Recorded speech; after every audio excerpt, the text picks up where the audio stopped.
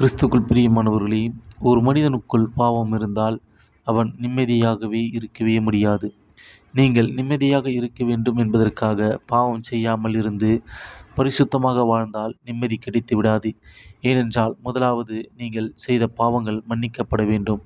அதன் பிறகு தான் உங்களுக்குள் நிம்மதி கிடைக்கும். ஒரு மனிதனை பாவத்திலிருந்து மீட்டு பரிசுத்தமாகவும் நிம்மதியாகவும் வாழ வைப்பது இயேசுவின் இரத்தத்தால் மட்டும்தான் முடியும். நீங்கள் யாராக இருந்தாலும் நீங்கள் தேடும் நிம்மதியை இயேசு தருகிறார். அவருடைய இரத்தம் தருகின்றது. ஆமென்.